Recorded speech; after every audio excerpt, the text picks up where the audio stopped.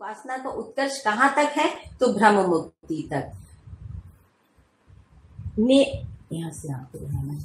अब आगे से पाठक जी आपके सामने अपना प्रस्ताव रखेंगे। ठीक है, तो आगे जाने से पहले एक बार पीछे चलते हैं। यहाँ पे तो अभी तक हमने क्या पढ़ा? तो मानव जीवन में उपासना एक महत्वपूर्ण भाग है। उपासना मूल प्रवृत्तियों का परिमार्जन परिवर्तन है। इसके लिए अध्ययन, संस्कार, स्वभाव परिवर्तन भी है। फिर ये कहा कि उपाय पूर्वक सहवास को पाना ही उपासना की अवधारणा है। उपासना के लिए परिश्रम और अभ्यास आवश्यक है। अभ्यास एवं परिश्रम से स्थूल सूक्ष्म कारण की सत्ववत्ता स्पष्ट होती है। इससे तत्व संबंधी पदार्थ, नियति क्रम, शक्ति, महिमा, विभूति एवं नियम संबंधी अनुसंधान, शोध आदि प्रसिद्ध है। फिर ये हम लोगों ने पढ़ा कि अनुसंधान भौतिक, बौद्धिक और आध्यात्मिक भेद से है। अनुसंधान प्रक्रिया जो है वो क्या है? तो बताया कि मनन, चिंतन, संकल्प एवं अनुभूति के रूप में प्रत्यक्ष है। फिर कहा कि स्थूल सूक्ष्म कारण दृष्टा का तात्पर्य देखने, समझने, प्रयोग करने, व्यवहार करने और अनुभव करने योग्य क्षमता संपन्न होने से है। फिर आगे हमने देखा कि उपासनाएं जो है 3 प्रकार की हैं, कूटस्थ, रूपस्थ और आत्मस्थ, है ना, जिसके लिए मानव बाध्य है। इसके बाद बताया कि प्रवृत्ति का परिमार्जन ही मानव जीवन का मूल कार्यक्रम है। तो प्रवृत्तियों का परिमार्जन ही मानव जीवन का कार्यक्रम है। फिर कहा कि मानव में पूर्णता और परिमार्जनशीलता की अपेक्षा 5 स्थितियों में रहती है: व्यक्ति, परिवार, समाज, राष्ट्र, अंतरराष्ट्र में। फिर इसके बाद बोला परिमार्जनशीलता ही निपुणता, कुशलता है, पूर्णता ही पांडित्य है। फिर इसके बाद देखा कि पांडित्य से अधिक ज्ञान और निपुणता, कुशलता से अधिक व्यवहार और उत्पादन नहीं है। परिमार्जनशीलता जो है उत्पादन एवं व्यवहार में पाई जाती है। फिर आगे हम लोगों ने देखा कि पांडित्य ही प्रबुद्धता, प्रबुद्धता ही शिक्षा व्यवस्था और प्रबुद्धता से परिपूर्ण होते तक उपासना अत्यंत सहायक है। फिर इसके बाद 3 प्रकार के देवताओं की बात करी: भू, अंतरिक्ष और दिव्य स्थानीय, जो उनकी विचरण क्षमता के आधार पे है। इसके बाद ये बताया कि जो स्थूल शरीर है वो प्राणवायु से नियंत्रित होता है और सूक्ष्म क्रियाएं चित्त से नियंत्रित होती हैं, वो कारण क्रिया आत्मा से नियंत्रित होती हैं। फिर इसके बाद ये कहा कि सूक्ष्म और कारण क्रियाओं का भेद नहीं है, वियोग नहीं है, है ना, ये अभिवाज्य वर्तमान है। इसीलिए इसको अमृतत्व का साक्षी बोलते हैं ना। सूक्ष्म और कारण का संकेत केवल स्थूल शरीर को संचालित करने से स्पष्ट होता है। फिर स्थूल शरीर रहित अवस्था में बुद्धि के संकेतानुसार ही सूक्ष्म क्रियाएं संपन्न होती हैं। यहाँ तक मैंने इसको रिवाइज किया। इसके बाद सुनीता ने जो अपनी प्रस्तुति दी उसमें उन्होंने बताया कि 3 प्रकार से देवता हैं: ध्रुव स्थली, अंतरिक्ष स्थली और भूस्थली। तो जो आसक्ति में जो आत्माएं हैं, है ना, जीवन, ऐसे जीवन जो आसक्ति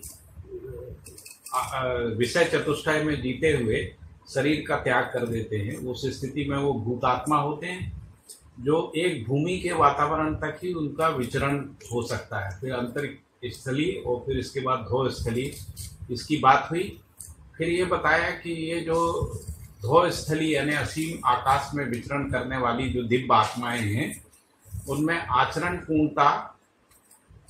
पूर्णता जैसे क्रिया पूर्णता, आचरण पूर्णता जिसको हम लोग कहते हैं, तो आचरण पूर्णता, पूर्ण जागृति संपन्नता के कारण वो दिव्यात्माएं हैं। क्रिया पूर्णता और सतर्कता सहित देवात्माएं हैं।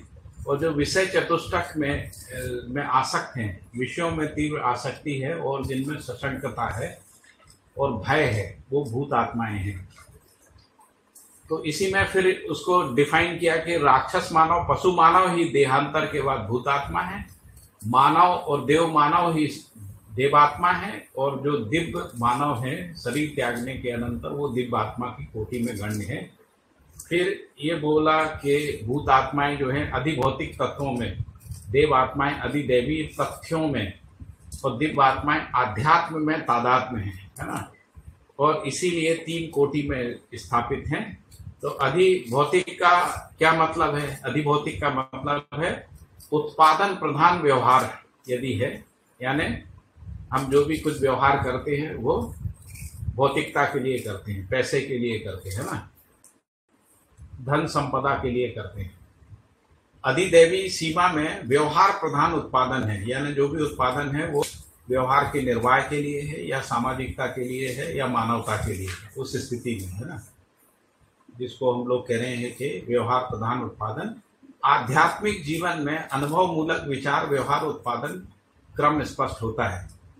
तो आध्यात्मिक जीवन में अनुभव मूलक विचार के अनुसार उसका व्यवहार और उसके बाद उत्पादन, ये क्रम जो है प्राथमिकता के आधार पे स्पष्ट होता है। क्या बोल रही हैं? फिर इसके बाद बोला आध्यात्म पूर्ण जीवन जो होता है, आध्यात्म पूर्ण जीवन जो है वो संयत और नियंत्रित होता है। अधिदैवी जीवन व्यवस्थित और अनुशासित है। और जो भौतिक जीवन है, जिसको हम लोग अधिभौतिक जीवन भी कह रहे हैं, अधिभौतिक जीवन में अनानुशासित और अव्यवस्थित पाए जाते हैं, है ना। और इसीलिए आध्यात्म जीवन में ही मानव में चारों आयाम की एक सूत्रता, जिसको सुनीता ने बताया, अनुभव विचार व्यवहार और व्यवसाय की एक सूत्रता जो है वो पाई जाती है।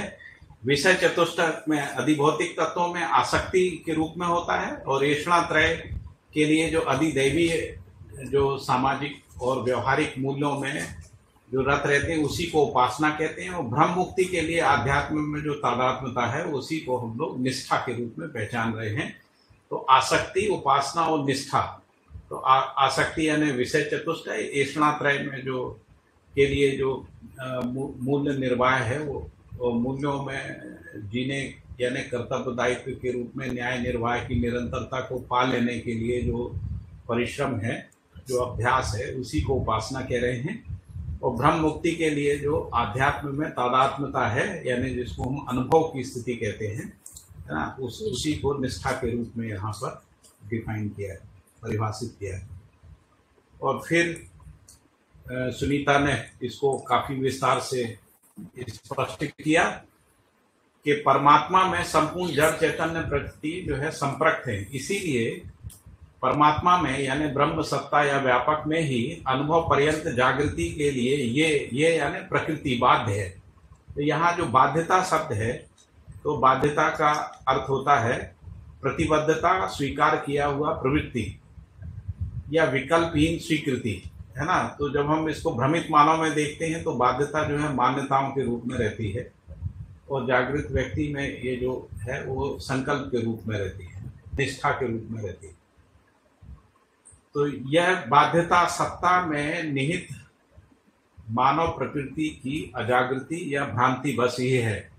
भ्रमित मानव में सापेक्षता से पीड़ित, भ्रमित मानव जो है वो सापेक्षता से पीड़ित है, आवेशित है या संबद्ध है ना। तो सापेक्षता का मतलब है कि जो अमानवीय प्रवृत्तियां हैं उनके साथ, उनसे पीड़ित है, जिसको हम लोग प्रियहित लाभात्मक प्रवृत्तियां कह रहे हैं, या जो संग्रह आदि जो प्रवृत्ति, या काम क्रोध लोभ मोह मद मात्सर्य के से आवेशित हैं या इससे संबद्ध हैं, इस रूप में प्रत्यक्ष है भ्रमित मानव जो है। और यह सापेक्षता तब तक दिखती है जब तक कि इकाई भ्रम मुक्त ना हो जाए। जब तक हम भ्रम से मुक्त नहीं हो जाते हैं, अज्ञान से मुक्त नहीं हो जाते हैं, अहंकार से मुक्त नहीं हो जाते हैं, है ना, तब तक जो है ये सापेक्षता दिखती है। क्योंकि भ्रम मुक्त अवस्था ही उसका परमोत्कर्ष है। हर इकाई का जो परमोत्कर्ष है वो भ्रम मुक्त अवस्था में अपने को प्रतिष्ठित स्थापित करना है। तो इसमें जो मूल बात थी कि जिसको हम लोग ब्रह्म मुक्ति कह रहे हैं, ब्रह्म मुक्ति में ही जो नियंत्रण है वो स्पष्ट होता है। ब्रह्म मुक्ति से पहले जो है नियंत्रण स्पष्ट नहीं होता है। इसीलिए आगे का जो सूत्र है, तो नियंत्रण ही नियम, प्रेरणा, संयोजन, सापेक्षता, संगति, परिणाम, क्रिया, आचरण, योग, वियोग, संयोग, पद, अवस्था एवं नियंत्रण है, ऐसा दिखा है। तो जो बेसिकली यदि हम इसको संपूर्ण प्रकृति में समझें, चारों अवस्थाओं की प्रकृति और जागृत मानव परंपरा में, यदि हम जागृत मानव परंपरा में देखते हैं तो नियंत्रण ही नियम है ना। नियम का भी परिभाषा ऐसा दिया है कि इकाई की जो नियंत्रण पृष्ठभूमि है उसी को हम नियम कहते हैं। तो जैसे मानव में जो नियम क्या है, तो हम लोगों ने ऐसा व्यवहार दर्शन में पढ़ा था कि बौद्धिक, सामाजिक और प्राकृतिक नियम है ना। पहला जो अध्याय था कर्म का, उसमें भी बौद्धिक सामाजिक प्राकृतिक नियमों की, तो बौद्धिक सामाजिक प्राकृतिक नियम पूर्वक ही मानव में नियंत्रण है ना। बौद्धिक नियमों से विचार का नियंत्रण है, सामाजिक नियमों से व्यवहार का नियंत्रण है, और प्राकृतिक नियमों से जो है उत्पादन का नियंत्रण है। ऐसा हम लोगों ने इसको पढ़ा। तो नियंत्रण ही नियम है, यानी ये नियंत्रण का बना रहना ही नियम के रूप में पहचानने में आता है। फिर लिखा है प्रेरणा। तो प्रेरणा का मतलब है, तो प्रेरणा भी नियंत्रण है। यदि प्रेरणा बनी रहती है तो नियंत्रण है। तो प्रेरणा का मतलब है मिलन के अनंतर जो उभय स्वीकृतियां हैं, है ना, या दिशा और गति के परिवर्तन के लिए प्राप्त दबाव या प्रभाव है, उसी को प्रेरणा कह रहे हैं।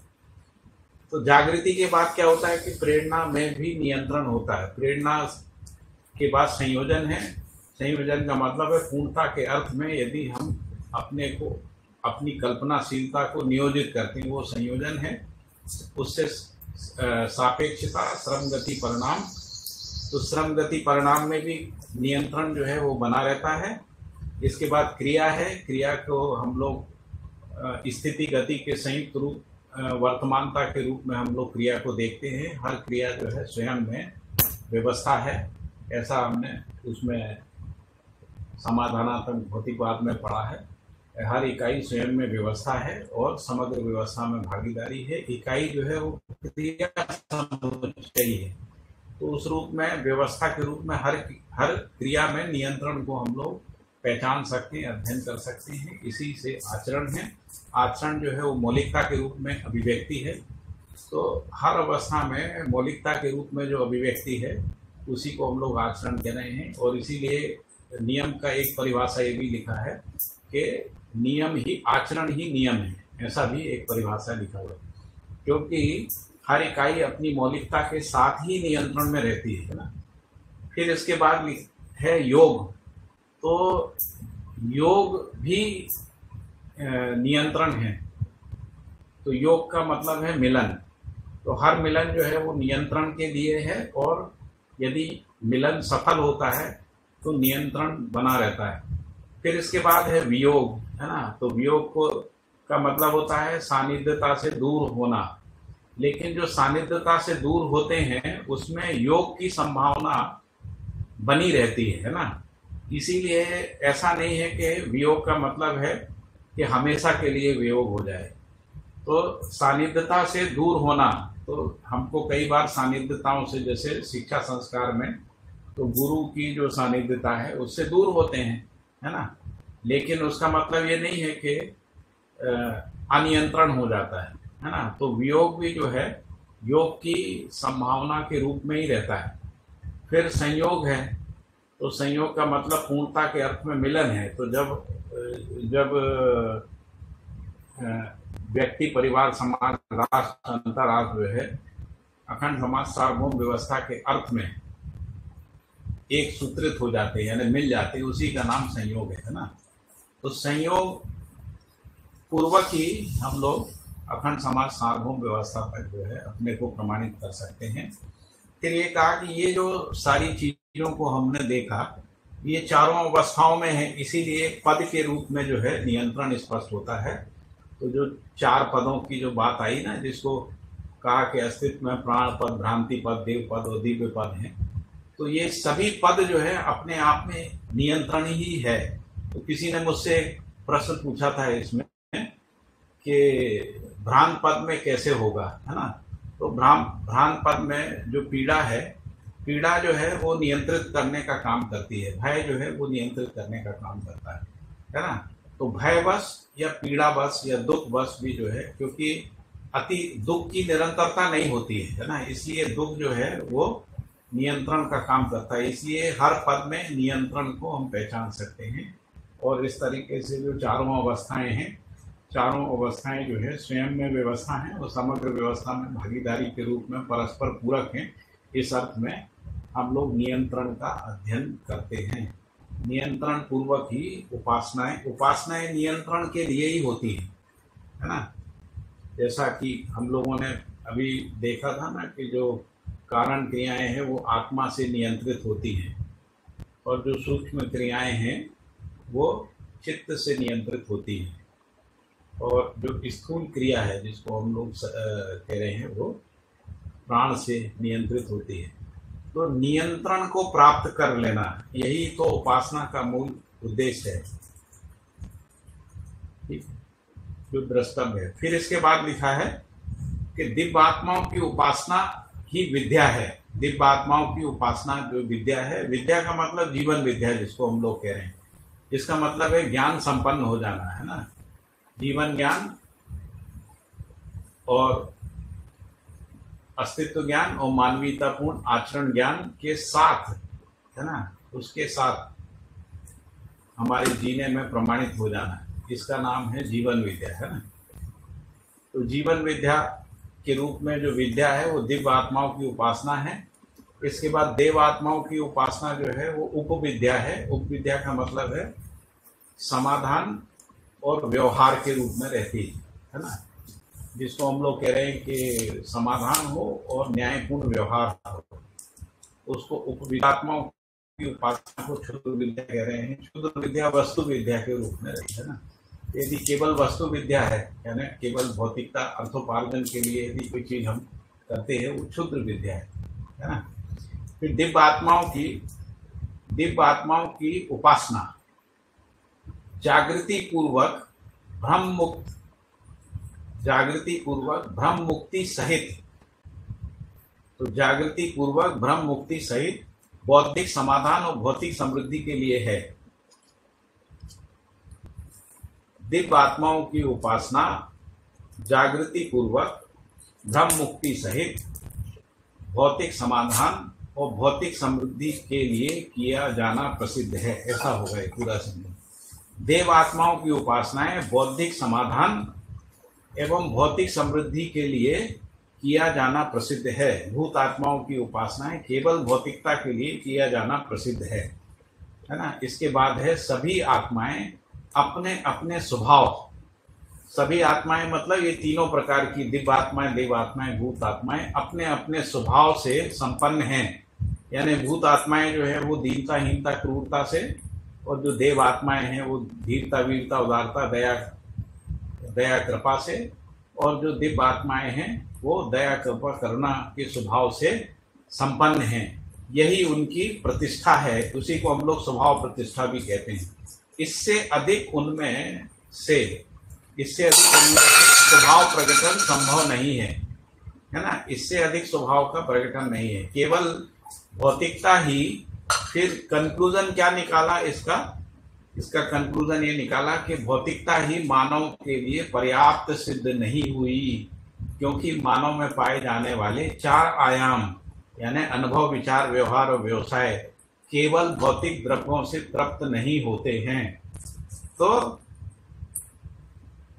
यानी भौतिकता से, जिसको हम लोग कह रहे हैं कि भूत आत्मा से देव आत्मा और दिव्य आत्माओं की उपासना क्यों जरूरी है, क्योंकि भौतिकता, केवल भौतिकता में मानव जो है वो तृप्त नहीं होता है ना, या मानव के लिए वो पर्याप्त नहीं है। क्यों पर्याप्त नहीं है ना, क्योंकि 4 आयाम उसमें तृप्त नहीं होते हैं।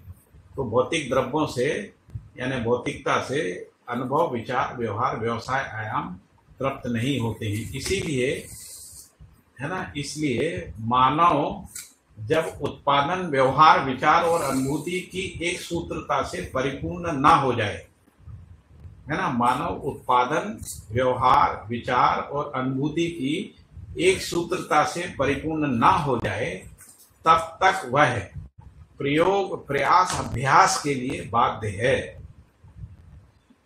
यहाँ पर जब मानव शब्द आता है तो वो व्यक्ति के अर्थ में भी आता है और सर्व मानव के अर्थ में भी आता है ना।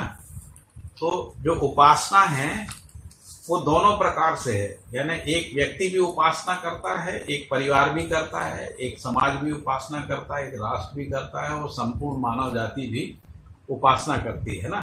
तो उस अर्थ में जब हम लोग इसको समझने की कोशिश करते हैं, उत्पादन, व्यवहार, विचार और अनुभूति की एक सूत्रता से परिपूर्ण ना हो जाए, तब तक प्रयोग, प्रयास एवं अभ्यास के लिए बाध्य है। फिर इसके बाद लिखा है दिव्य आत्माओं की उपासना में क्या क्या है? तो विवेक पूर्ण विज्ञान है। दूसरा तप है, तप का मतलब है दृढ़ निष्ठा है।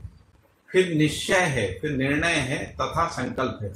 अब ऐसा लगता है कि ये तीनों शब्द जो है वो एक जैसे ही हैं, यानी दृढ़ निष्ठा भी बोल रहे हैं या तप कह रहे हैं ना। तो तप है, फिर निश्चय है, फिर निर्णय है, फिर संकल्प है। इस तरीके से हम लोगों को लगता है कि ये, लेकिन ऐसा नहीं है।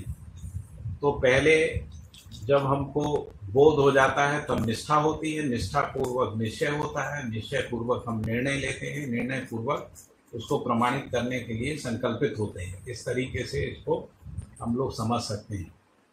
तो विवेकपूर्ण विज्ञान है दिव्यात्माओं की उपासना में, तप है, निश्चय है, निर्णय है, संकल्प, यही उपासना का प्रत्यक्ष फल है। यदि देवात्माओं में देखें, देवात्माओं की उपासना से क्या है? तो अर्ध विवेक, विज्ञान, धैर्य, साहस, स्नेह, विश्वास, त्याग तथा जीवन क्रियाकलाप में नियंत्रण, संयम पाया जाता है। यही देव उपासना की प्रत्यक्ष उपलब्धि है। अब भूत आत्माओं की उपासना से क्या है? तो अविवेक पूर्ण विज्ञान है, जो अभी हम लोग देख रहे हैं कि विज्ञान का जो अविवेक पूर्ण उपयोग हुआ है ना, उसके कारण से कितना मानव जाति संकटग्रस्त हुई है। फिर अधैर्य है, उनमें न्याय के प्रति निष्ठा नहीं रहती है। फिर दुस्साहस है, दुस्साहस क्या है? तो हम प्रकृति को अपने नियंत्रण में कर लेंगे, है ना, उस रूप में दुस्साहस है। फिर राग द्वेष है, सशंकता है, और इस रूप में पूरी मानव जाति का जो जीवन है वो अनियंत्रित जीवन क्रियाकलाप के रूप में पाया जाता है। तो ये जो तीनों उपासनाओं के फलस्वरूप ही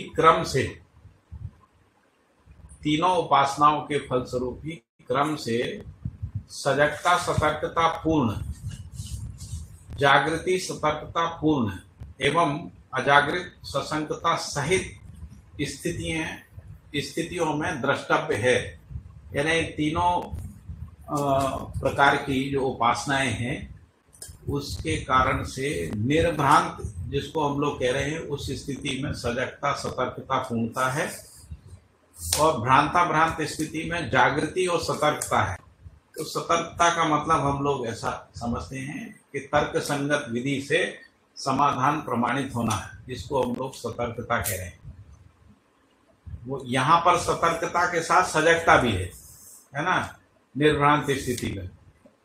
और जिसको हम लोग भ्रांत यानी मानव देव मानव कह रहे हैं, उसमें जागृति सतर्कता पूर्ण है ना।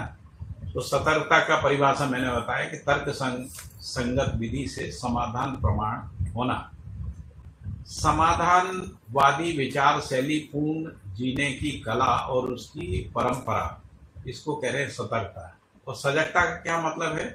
तो सजगता का मतलब है प्रामाणिकता पूर्ण पद्धति से शिक्षा, संस्कार, राज्य व्यवस्था, संविधान व आचरण परंपरा, इसको कह रहे हैं सजगता।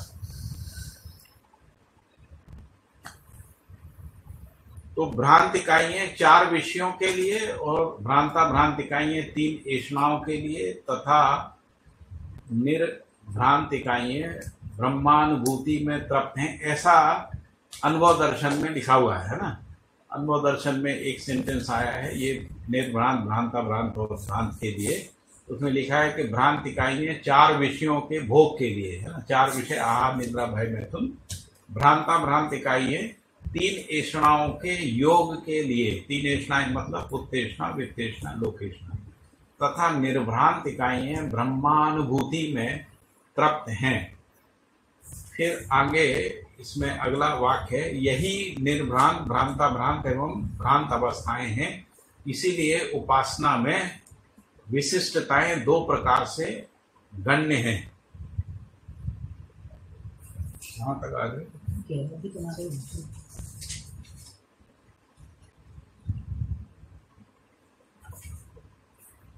अच्छा, मैं ये कह रहा था कि ये पुरानी किताब में से है। अगला जो मैं भी पढ़ूंगा, ये नई वाली किताब में ये पैराग्राफ नहीं है, लेकिन मुझे लगता है कि हम लोग अभी अध्ययन कर रहे हैं तो उस क्रम में इस पैराग्राफ को भी पढ़ना चाहिए, है ना, और समझना भी चाहिए। तो इस पैराग्राफ में ये लिखा है कि उपासना में प्रमुख शिष्टताएं, शिष्टताओं का मतलब आचार होता है, आचार प्रवृत्ति, आचरण प्रवृत्ति या क्रियाकलाप प्रवृत्ति, है ना, उसको शिष्टताएं कह रहे हैं। परंपरा के अर्थ में भी ऐसा ही है। तो ये कह रहे दो प्रकार के गण हैं, इन्हीं दोनों शिष्टताएं और विशिष्टताओं के मूल में मौलिक आहार शाकाहार दुग्धपान है और दूसरा मांसाहार मद्यपान रहा है। तो ये जो बहुत प्रकार की उपासनाएं हमारी परंपराओं में होती रही हैं, तो इन्हीं शिष्टता और विशिष्टताओं के कारण, मतलब कुछ देवी देवताओं की उपासना में लोग शाकाहार दुग्धपान का ही उपयोग करते हैं और कुछ की उपासना में मांसाहार मद्यपान रहा है ना, और यही वैविध्यता का कारण है। ये हमारी जो उपासना पद्धतियों में वैविध्यता का जो कारण है, तो उसमें एक कारण ये भी है। इसी के आधार पर, इसी के यानी ये जो आहार पद्धति है, इस आधार पद्धति की वैविध्यता के कारण से उपास्य के प्रति, यानी जिसकी उपासना कर रहे हैं उसके प्रति गौरव आदर अर्पण समर्पण पूजा पूज्यता का प्रदर्शन प्रक्रिया में वैविध्यताएं हैं, है ना, इसके कारण से भी वैविध्यताएं हैं। और फिर ये जो वैविध्यताएं हैं ये मत संप्रदाय के रूप में प्रत्यक्ष हैं और साक्ष्य ही वर्ग सीमाएं, वर्ग भावना और सीमाएं, इसका साक्ष्य क्या है? साक्ष्य रूप में तो वर्ग सीमाएं हैं और वर्ग भावनाएं हैं, और फलतः खंड समुदाय की प्रतिष्ठा के लिए प्रयास है, यानी सभी समुदाय चेतना के लिए अपना प्रयास करते हैं, है ना। फिर ये लिखा है कि सामुदायिक अस्तित्ववादी प्रवृत्ति, जिसको हम लोग समुदाय चेतना कहते हैं, यही वर्ग संघर्ष है और अंततोगत्वा इसी वर्ग संघर्ष के कारण से समरोन्मुक्ता है, यानी समर यानी युद्ध की तरफ उन्मुक्तता है, उन्मुखता है। फिर इसके बाद ये लिखा है कि आर्थिक विषमता भी वर्ग भावना का कारण है। तो एक कारण तो ये हो गया जो जिसको बोला शाकाहार दुग्धपान मांसाहार आदि, है ना, मदपान। फिर कहा कि आर्थिक विषमता भी वर्ग भावना का कारण है, यह भी अंततोगत्वा वर्ग संघर्ष एवं संग्राम का कारण है। फिर ये कहा कि ये जो भी समुदाय चेतना है या वर्ग भावना है या एक प्रकार से सीमित आचरण है, या जिसको हम लोग कह रहे हैं आज हम लोग जिसको सांप्रदायिकता भी बोलते हैं ना, तो इसका जो समाधान है वो धार्मिक आर्थिक राजनीतिक नीति नैतिक में ही है, जिसको हम लोग नीति त्रय कहते हैं। तो जिसका समाधान धार्मिक आर्थिक राजनीतिक में ही है, क्योंकि यह सार्वभौमिक है। तो धार्मिक का मतलब होता है जिसको हम कह रहे हैं सदुपयोगात्मक नीति, आर्थिक का मतलब है उत्पादन नीति, अर्थोपार्जन के लिए, है ना, और राजनीतिक का मतलब या राजनीतिक का मतलब है सुरक्षात्मक नीति। तो इन तीनों नीतियों में सदुपयोगात्मक आर्थिक नीति और जिसको सुरक्षात्मक नीति कह रहे हैं, इसी में ये जो वर्ग भावना है और जो समरोन्मुक्ता है उसका समाधान है। क्यों समाधान है? क्योंकि ये सार्वभौमिक हैं। इस सभी मानव के संपूर्ण क्रियाकलाप में ये तीनों प्रकार की जो नीतियां हैं वो सार्वभौमिक हैं, इसीलिए इसमें समाधान है। अभी 4:54 हुआ है। राकेश भाई हैं क्या? कितने समय तक चला सकते हैं? 5 बजे तक? तो 6 मिनट हैं, मुझे लगता है तो 6 मिनट हैं। तो ये 6 मिनट में मैं इसको हम लोग कल के सेशन में रिवाइज भी करेंगे, लेकिन अभी के सत्र में मैं इसको एक बार पढ़ देता हूँ। तो इसके बाद रासायनिक द्रव्यों की संगठित शरीर रचना जिसमें मेधस समाहित है, उसी से मांस पदार्थ है। तो मांस पदार्थ का सोर्स क्या है? तो रासायनिक द्रव्यों से गठित शरीर रचना, और उस शरीर रचना में मेधस भी एक प्रकार का मांस ही है ना, मांस के रूप में एक शरीर का अंग है। और वनस्पति से शाक पदार्थ है ना, जिसको हम लोग शाक भाजी आदि बोलते हैं, अन्य खाद्यान्न बोलते हैं, ये सब हमको वनस्पतियों से उपलब्ध है। फिर यहाँ ये कह रहे हैं कि इन दोनों में रासायनिक मूल्य अधिकांशतः समान पाया जाता है ना, यानी इनकी जो पोषकता है, इनकी जो गुणवत्ता है, उनमें मूलतः समानता है, क्योंकि इन दोनों का जो सोर्स है वो प्राणकोशा ही है। शायद इस कारण से रासायनिक मूल्यों की समानता की बात यहाँ पर, लेकिन इसमें अधिकांशतः शब्द भी लगाया हुआ है। फिर लिखा है कि ऐसे रासायनिक मूल्यों की समानता रहते हुए भी मांस शरीर रचना, यंत्रीकरण तथा उसका उपयोग और शाक बिंब की रचना, प्रक्रिया व उपयोग में मौलिक अंतर है। और वो अंतर किस प्रकार से है, तो यहाँ पर स्पष्ट किया है। जो मांस शरीर है वो, उसका जो बीज है वो अंडज पिंडज है। जो मांस शरीर है उसका प्रयोजन जो है चैतन्य इकाई का आस्वादन एवं स्वागत प्रक्रिया का माध्यम है। और मांस शरीर में जो यंत्रीकरण है वो मेधस शरीर, शरीर रचना के रूप में है। और माध्यम योग्य है। और अवसर क्या है, तो चैतन्य इकाई संस्कार परिवर्तन एवं परिमार्जन का अवसर है मांस शरीर। जबकि यदि शाक बिंबों को देखते हैं तो शाक बिंबों का जो बीज है वो उद्भिज है, उसका जो प्रयोजन है वो औषधि एवं आहार का माध्यम है, जो जीव और मानव का भी है। फिर उसमें जो यंत्रीकरण जो है वो मेधस विहीन रूप रचना है, उसमें मेधस नहीं है। उपयोगिता क्या है, तो चैतन्य का संचालन के लिए अयोग्य है, लेकिन उपयोग एवं पूरकता के लिए है ना उसकी उपयोगिता है। वो चैतन्य का संचालन करने के लिए तो अयोग्य है, लेकिन उपयोग एवं पूरकता के योग्य है। फिर ये कहा कि रासायनिक उर्मी पूर्वक परिवर्तन का अवसर है। फिर इसके बाद नीचे दूध और मद्य है ना, इन दोनों का भी अंतर या भेद स्पष्ट किया है। तो दूध के बारे में लिखा है कि इसकी उत्पत्ति जीव शरीर में आहार पाचन पूर्वक ममता सहित प्रादुर्भूत निष्पत्ति है। उत्पत्ति के बारे में ऐसा लिखा है। जबकि जो मद्य है या एल्कोहल है वो मधुरता सहित वस्तुओं की विकारपूत प्रक्रिया सहित आस्वीकृत रस द्रव्य है। तो उसमें जो मधुर द्रव्य है, जैसे गन्ने से शराब बनती है ना, तो मधुरता सहित वस्तुओं की विकारपूत यानी उसको सड़ा के है ना, क्या कहते हैं, फर्मेंटेशन से है ना, फिर उनका आस्वीकृत रस के रूप में अल्कोहल की प्राप्ति होती है ना। इन दोनों में अंतर क्या हो गया कि ये जो है पाचन पूर्वक ममता सहित प्रादुर्भूत निष्पत्ति है। फिर इसके बाद दूसरी उपयोगिता की बात लिखी है। तो जो दूध है वो मानव शरीर के लिए पुष्टि प्रदायी पोषक, स्निग्ध, प्राणद एवं हृदय तथा मेधस का संतुलनकारी रस द्रव्य है।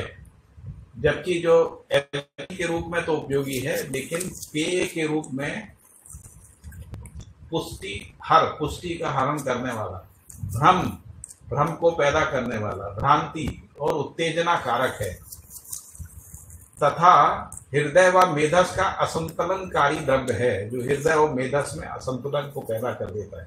दूध कैसा है, तो दूध जो है पुष्टि प्रदायी पोषक, स्निग्ध, प्राणद का मतलब स्फूर्ति देने वाला, प्राण यानी पोषण करने वाला, तथा हृदय और मेधस का संतुलनकारी रस द्रव्य है। फिर दूध का प्रभाव क्या है, तो सामान्य गतिदायी एवं पोषकदायी है। और एल्कोहल या मद्य का क्या है, तो आवेशपूर्ण गति प्रदायी है ना। फिर उपादेयता को यदि उपादेयता के दृष्टिकोण से देखते हैं तो दूध जो है संवेदनशीलता की वृद्धिकारी एवं पोषक है। संवेदनशीलता मतलब जो इंद्रिय क्रियाकलाप है उसको, उसमें वृद्धिकारी है, वो पोषक है। जो मद्य है वो संवेदनशीलता का क्षयकारी व शोषक है, यानी जो इंद्रिय क्रियाकलाप है उसको क्षय करता है और उसका शोषण भी करता है। अनिवार्यता के रूप में मानवीयता तथा अति मानवीयता की सीमा में दूध अनिवार्य है। और अमानवीय मद्य जो है वो अमानवीयता की सीमा में है, लेकिन अनिवार्य नहीं है। अनिवार्य नहीं है, इसीलिए कई लोग है ना बिना मद्य के, बिना मांसाहार के भी रहते हैं। फिर 5 बज गया है, अब हम इसको यहीं पर विराम दे रहे हैं। कल इससे आगे का हम लोग अध्ययन करेंगे। आप सब लोगों का बहुत बहुत आभार, बहुत बहुत धन्यवाद। सभी को नमस्ते। नमस्ते सभी को।